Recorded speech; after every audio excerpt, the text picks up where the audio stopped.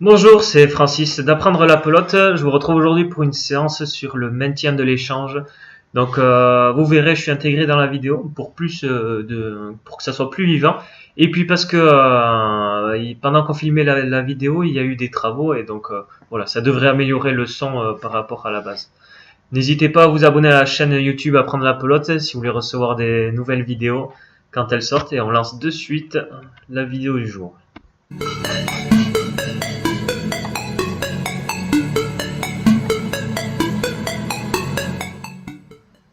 Salut, c'est Francis d'Apprendre la pelote. Donc on se retrouve aujourd'hui pour une séance sur maintien de l'échange. Donc vous allez voir, c'est une séance plutôt orientée sur les écoles de pelote, du public 7, 8 ans, même 9, 10. Et ça va être progressif. Donc vous allez avoir des exercices qui vont démarrer d'abord tout seul pour favoriser le maintien de l'échange. Et ensuite on va faire évoluer ça au fil de la séance. Donc vous allez voir tout ça tout de suite. Là c'est des collégiens, donc vous verrez, c'est facile pour eux, mais ça vous donne une idée un petit peu de ce que vous pouvez faire en école de pelote. C'est un truc ça.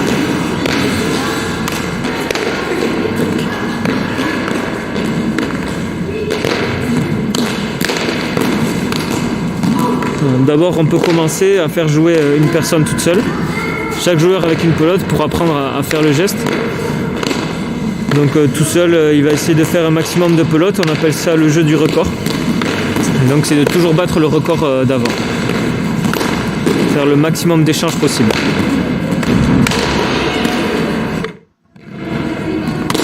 Jouer plus doucement. Alors je prends la suite.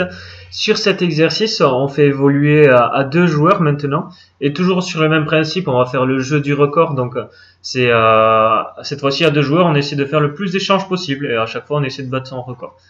On peut aussi imaginer que vous avez plusieurs binômes comme ça dans le mur à gauche.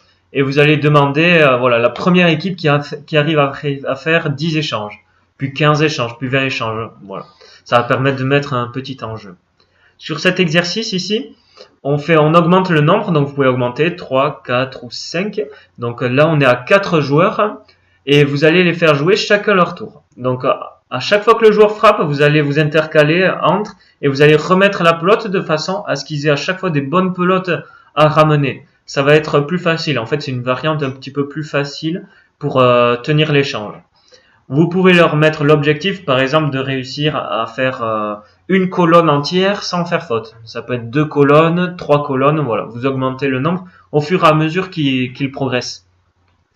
Donc là, la suite de l'exercice, c'est on s'enlève du jeu, donc l'éducateur sort, et les joueurs jouent chacun leur tour. Donc là, la difficulté, c'est en plus de bien ramener la pelote, il faut réussir à bien la remettre aussi pour que le joueur derrière puisse la jouer dans de bonnes conditions. Et vous serez à côté à donner des conseils sur le placement, le geste, les jambes, suivant votre spécialité. Un autre exercice, c'est là, vous voyez, il y a une ligne formée par les plombs. Et il faut tenir l'échange, mais sans dépasser la ligne. Donc ça va obliger le joueur à jouer tranquillement, sans forcer, et à tenir l'échange comme ça. Le contraire est possible, donc là, il doit tenir l'échange, mais toujours en dépassant cette ligne-là. Si au bout d'un moment il la dépasse pas, eh bien il retombe à 0 et il recompte les points pour essayer de faire son nouveau record. Cet exercice-là, c'est le terrain coupé en 2, donc il y a un terrain à droite, un terrain à gauche, et le but du jeu c'est de renvoyer la pelote dans le terrain adverse. Donc ça va permettre de tenir l'échange tout en jouant en latéralité, en travaillant sur les angles. On peut imaginer une quinella, hop, dès que le point est fait, il y en a un qui sort et l'autre rentre et on tourne comme ça. On change de terrain. Celui qui est à gauche passe à droite il sort, celui qui rentre est terrain à gauche. On peut aussi imaginer une évolution où celui qui est à gauche doit obligatoirement jouer la main gauche, celui qui est à droite doit jouer obligatoirement de la main droite. Voilà, vous verrez s'ils ont le niveau pour le faire. Enfin, sur ce dernier exercice, vous voyez une équipe devant, une équipe derrière. Il y a une ligne qui les sépare. Donc ceux qui sont derrière doivent envoyer la pelote sur le terrain devant et ceux qui sont devant doivent envoyer la pelote sur le terrain derrière. Vous pouvez faire évoluer cet exercice en bougeant la ligne. Plus elle est loin et plus vous faites travailler les avants, parce qu'ils doivent forcer sur la pelote pour pouvoir dépasser la ligne. Et plus vous l'avancez vers le mur, plus ça fait travailler les arrières, puisqu'ils doivent jouer à ras la ligne pour que la pelote ne dépasse pas leur terrain. Donc voilà aujourd'hui pour la séance maintien l'échange. Si vous voulez aller encore plus loin, je vous offre un PDF à télécharger. Donc il y a 10 séances offertes. Soit vous les trouverez dans l'écran si j'arrive à l'intégrer, ou sinon vous l'avez de toute façon dans la barre de description. Vous cliquez dessus, vous arriverez dans une nouvelle page et vous avez juste à rentrer votre adresse mail, enfin l'adresse où je dois vous envoyer le mail.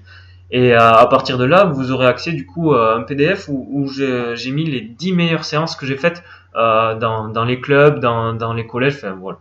Vous pouvez le faire. Moi je vous dis en tout cas à la semaine prochaine pour une nouvelle vidéo et ça sera la deuxième partie de la séance maintien de l'échange. À bientôt.